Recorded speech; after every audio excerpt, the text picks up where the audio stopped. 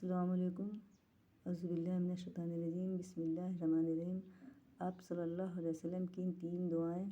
حضرت خباب بن ارت رضی اللہ عنہ جو بدری صحابی ہیں، ایک رات نبی صلی اللہ علیہ وسلم کے ساتھ تھے۔ فرماتے ہیں کہ آپ تمام رات بیدار رہے اور نوافل ادا کرتے رہے، یہاں تک کہ صبح صادق ہو گئی۔ جب آپ نے نماز سے سلام پھیرا تو حضرت خباب رضی اللہ عنہ نے عرض کیا، یا رسول اللہ، میرے ماں باپ آپ پر قربان، آج رات جس طرح آپ نے نوافل پڑھے، اس سے پہلے میں نے کبھی آپ کو اس طرح نماز ادا کرتے نہیں دیکھا۔ آپ نے فرمایا، تم نے درست کہا، نماز ایسی عبادت ہے جس میں اللہ کے ساتھ اشتیاق بڑھایا جاتا ہے اور اس کے عذاب سے پناہ مانگی جاتی ہے۔ چنانچہ میں نے اللہ تعالیٰ سے 3 سوال کیے، جن میں سے 2 قبول ہوئے۔ ایک سوال یہ کہ اللہ میری امت کو سابقہ امتوں کی طرح تباہ و برباد نہ کرے، اس کو اللہ نے قبول فرمایا۔ دوسرا سوال یہ کہ میری ساری امت پر بیک وقت دشمنوں کو غلبہ حاصل نہ ہو، یہ بھی قبول کر لیا گیا۔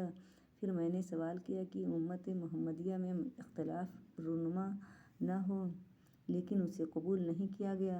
رسول اللہ صلی اللہ علیہ وسلم رات کے نوافل میں کبھی سری آہستہ اور کبھی جہری بلند آواز سے قرات فرماتے۔ جب آپ گھر میں نوافل ادا کرتے تو حجرہ میں آپ کی قرات سنائی دیتی تھی۔ آپ صلی اللہ علیہ وسلم ایک رات باہر نکلے تو آپ نے دیکھا کہ حضرت ابوبکر رضی اللہ عنہ آہستہ قرات سے نوافل پڑھ رہے ہیں اور حضرت عمر رضی اللہ عنہ نوافل میں اونچی آواز سے قرات کر رہے ہیں۔ جب وہ دونوں رسول اللہ صلی اللہ علیہ وسلم کی خدمت میں حاضر ہوئے تو آپ نے ابوبکر رضی اللہ عنہ سے فرمایا، اے ابوبکر، رات میں تیرے پاس سے گزرا، تو پست آواز سے نوافل پڑھ رہا تھا۔ انہوں نے عرض کی، یا رسول اللہ،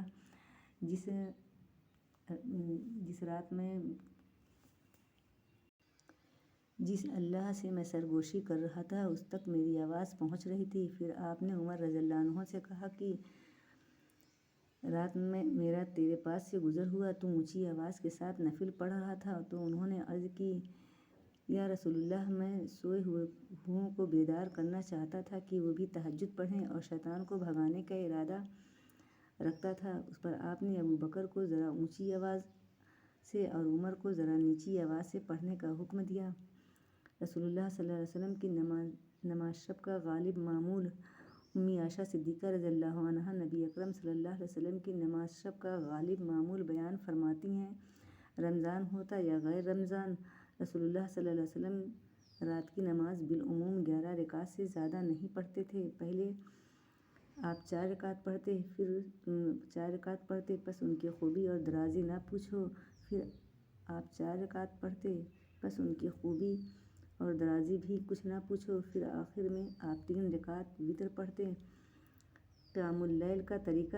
رسول اللہ صلی اللہ علیہ وسلم کا بالعموم وتر پڑھنے کا طریقہ حضرت عائشہ رضی اللہ عنہا یوں بیان فرماتی ہیں کہ نبی صلی اللہ علیہ وسلم نماز عشاء سے فجر تک 11 رکعتیں پڑھتے، ہر 2 رکعتوں پر سلام پھیرتے اور 1 رکعت وتر پڑھتے۔ رسول اللہ صلی اللہ علیہ وسلم نے ہمیں بھی یہی تعلیم دی۔ چنانچہ حضرت ابن عمر رضی اللہ عنہ سے روایت ہے کہ رسول اللہ صلی اللہ علیہ وسلم نے فرمایا، رات کی نماز 2 رکعتیں ہیں، جب صبح صادق ہونے کا خطرہ ہو تو 1 رکعت پڑھ لو، یہ 1 رکعت پہلی ساری نماز کو طاق بنا دے گی۔ رسول اللہ صلی اللہ علیہ وسلم نے فرمایا کہ وتر آخر رات میں 1 رکعت ہے۔ رسول اللہ صلی اللہ علیہ وسلم نے فرمایا، جب تم رات کو نوافل پڑھنا شروع کرو تو پہلے 2 ہلکی رکعتیں اور ادا کرو۔